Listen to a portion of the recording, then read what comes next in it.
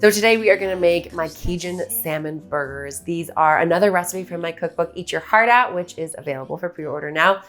Guys, the recipes that I'm showing you from this book are meant to show you the range of things that I eat as part of a reset that I do when I wanna get my healthy eating back on track.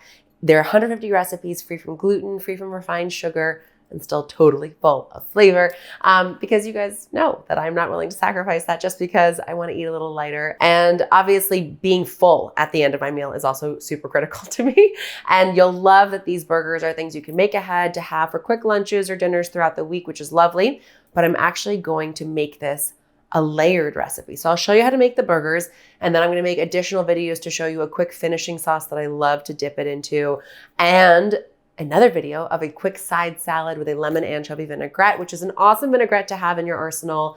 Tools and tricks to use, super flavor packed, really easy to put together, and makes for a very tantalizing and restaurant style salad that you can pair with these salmon burgers and make a really lovely like weekend brunch spread, etc. So a very versatile, very layered, very healthy, very delicious recipe coming your way from Eat Your Heart Out. I first got turned on to the idea of fish cakes when I was living in London, working a banking job in college, and we would go for like pub dinners with my friends, and it was you tuck into these warm, hearty little like nuggets of delicious fish, and really it was like a perfect comfort food type of deal. But I decided to take that original inspiration and meld it with the bright flavor infusion of a Cajun style seasoning, some typical spices that we have here. We have oregano, garlic powder, paprika, some sweet paprika, dry mustard, dry thyme, and then some cayenne, and obviously salt. You can dial up or down the cayenne depending on how spicy you feel like being. I'm gonna start with some sauteed scallions. Let me tell you something about a fish patty.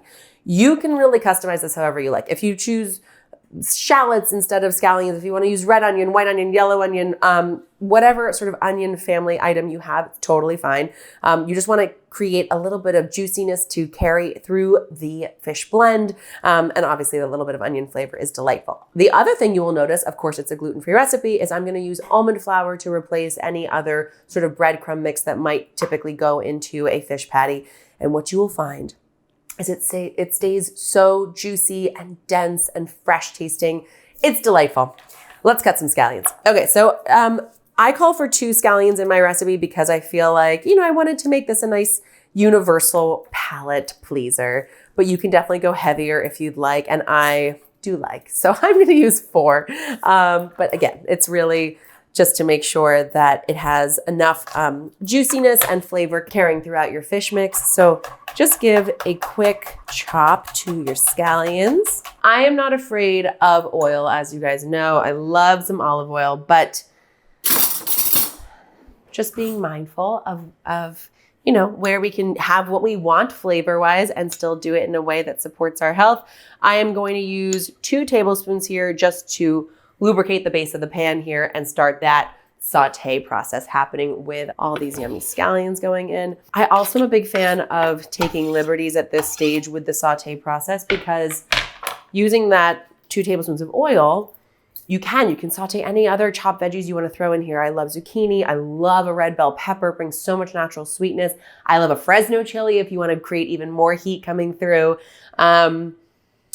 Yellow squash. While those scallions are sauteing, it's going to take about 4 minutes. I just want to season with a bit of salt to help draw out that water and begin the caramelization sweetening process. Just to make sure everybody is sharing in the oil nicely. So let's start on the salmon itself. I went and got my food processor. If you don't have a food processor, do not worry. This is absolutely a recipe you can make entirely by hand, and I frequently do. You just are gonna roughly chop your salmon and then stir everything together. It comes together perfectly, but just because I have it, I figured we would use it. And it does make it easier if you're making like a bulk batch. I'm going to turn my heat down to medium here and let those continue to fry away. If you can get your hand on a side of salmon, do it that way. I have some lovely salmon fillets here, and all I wanna do is remove the skin. So the best way to do that is you can bring your board close to the edge of your counter, and then you're just going to begin to slide your knife between the base of the skin and the flesh kind of putting some pressure on the skin itself to hold it in place as you work your way along the fillet to perfectly remove your salmon from its skin. This, my friends, is a delightful topper. If you don't want to get rid of it, you can actually spray it with just a tiny bit of olive oil and tuck it in your air fryer and get the most gorgeously crisp salmon skin topper. You can also do it in a saute pan, no issues. Speaking of which, this looks lovely. Over my medium heat with my now nicely caramelizing scallions, I'm going to add in my dry blend. So again, we are using sort of a blackening spice blend. I have oregano, I have garlic powder, I have sweet paprika, I have dry mustard, dried thyme, and cayenne pepper for a little heat. You can leave that off if you're not a big fan of heat, but I think you are. One thing about the garlic powder, I do like to have garlic powder through here because I find that it blends the flavor together in a really nice way throughout the salmon patty. But you can definitely use some fresh garlic. In fact, I might even add additional fresh garlic just to keep it jazzy. And you can definitely use fresh thyme as well. If I had that, I would add some of that in. Again, this is really a book that is all about trying to bring a lot of confidence into the kitchen, trying to make sure that every time you get in there to cook something delicious for yourself, it's rewarding, it's confidence boosting, it feels freeing, and it feels adventurous. Like, I think part of why we get stuck in not loving healthy food is because it can feel repetitive and it can feel bland. And if I want you to eat your heart out, it has to be anything but. So really you can use these recipes as a jumping off point and then customize to your little heart's content. I have my spice mix toasting here with my scallions. I'm just going to let that continue to toast over a low heat, another minute or so, while I continue to quickly chop up the rest of this salmon. And you're just sort of using this little saw motion, trying not to tear the skin or the lovely piece of salmon that you're working with. And at this point, if you were making this by hand, just give this a rough chop. I mean, it's literally as simple as slicing an original vertical slice and then coming back and doing it horizontally. You get these nice big hunks of salmon into our food processor. Let me wash my hands quickly. So to our salmon mix, I am going to add some fresh parsley just to keep it nice and fresh and flavorful. I've got stems, little tender stems, and the leaves here, probably about a 1/4 cup. And the reason I am bothering to chop through them quickly now is I don't want to have to over blend the salmon in the food processor. I'm not looking for a paste. Another reason why this is a simple recipe to make by hand. So parsley and stems going in, zest of the lemon, and then the juice of 1/2. Check out all that lovely zest.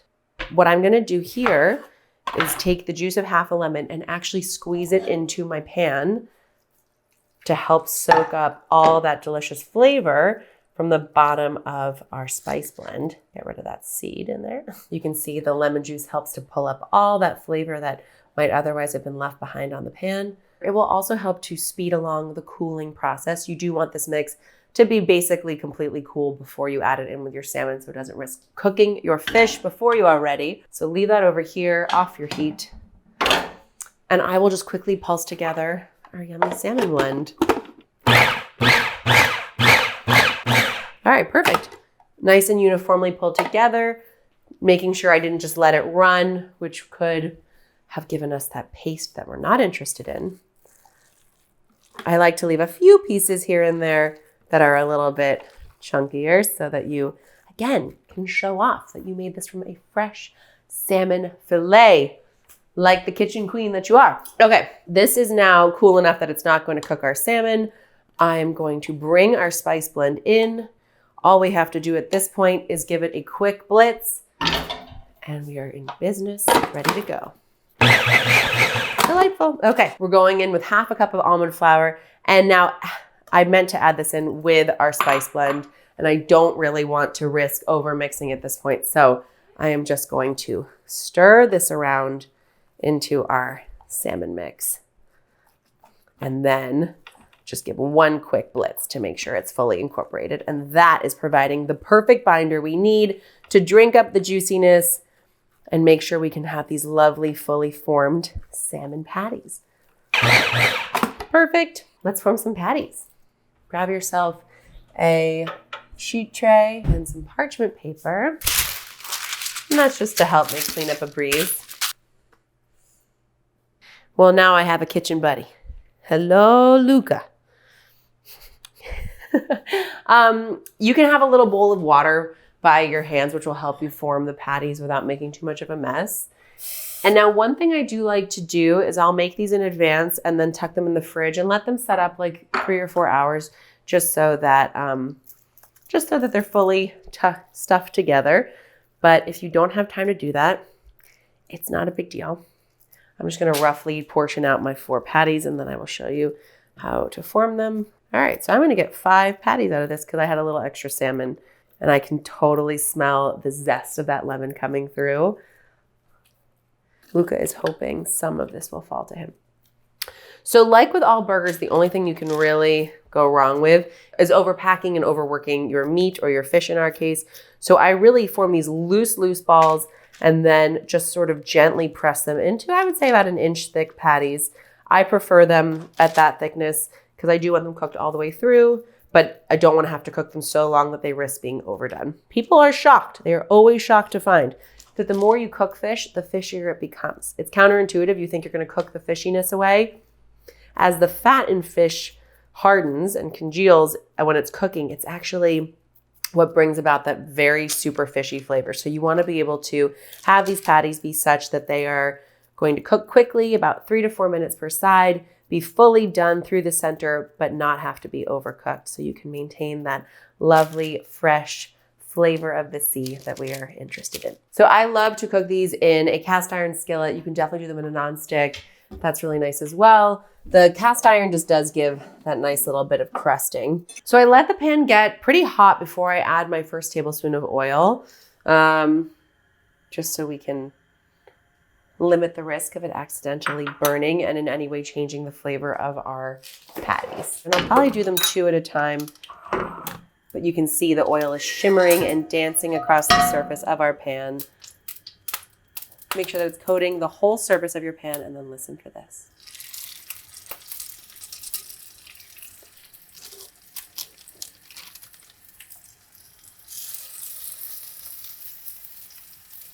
I'm going to let these cook over a medium-high heat, 3 to 4 minutes on the first side. Don't fight them. They will release from the pan on their own when they are ready to be flipped. Flip them, cook them another 3 to 4 minutes. They'll be fully done in the center, but just perfectly so. No overcooking on my watch. And that's it. That's the simple Cajun salmon burger that you didn't know you were missing. Okay, so I flipped it both sides. Here is the gorgeous golden brown crust we are left with. That really nice crisp texture generated without any breadcrumbs.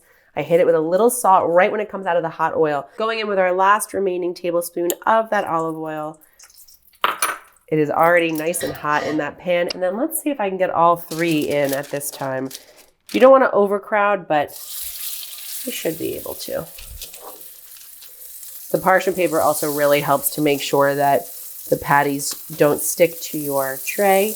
And giving them a little chance to rest in the fridge helps with that as well, of course. One thing to note is when I pull the burgers out of the oil, I do set them on a paper towel lined plate, just so they stay nice and light and crisp.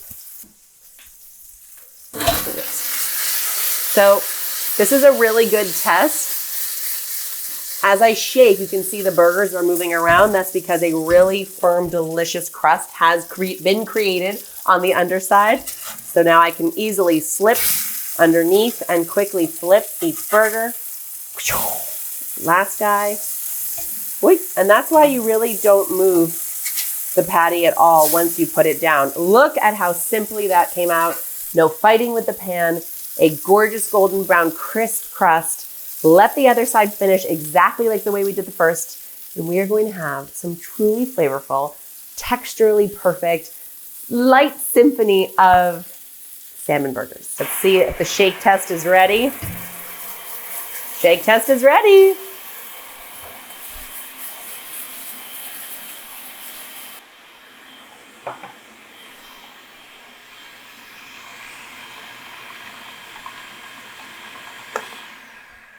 All right, let's finish up these delicious salmon burgers. Take a serving of your garlic aioli and just give yourself a little swizzle. Pick your favorite burger. Okay, this is gonna be mine right here. Now, one thing you can note here is it's nice and firm here at the center. The fish is cooked through all the way. I'm gonna break it open just so you can see. So delicious. Well, since I have it broken open, maybe I'll do that. And maybe I'll do this, because why not? Now that we're here. Maybe I'll do this, because why not now that we're here? Just to really juice that bad boy up. And maybe I'll do this, because why not now that we're here? And now, my friends, let's tuck into our Cajun salmon burgers. Straight out of Eat Your Heart Out. Get a little of that sauce on.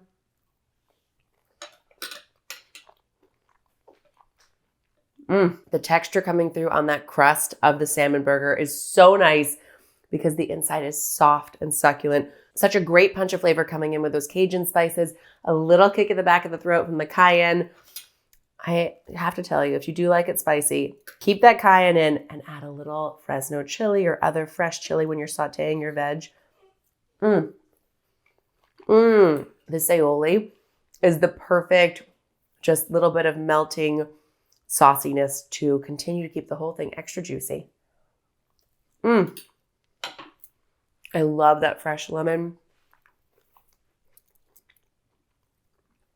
The salty pop of those briny capers coming through that marry so beautifully with the taste of the sea in this salmon burger. It's protein packed. It's full of fresh flavor. It is the perfect weekday lunch, easy weeknight meal. You can make them ahead and have them just to throw into your grain bowls and salad mixes and things like that throughout the week. But were you wanting to create the perfect side salad to pair with this?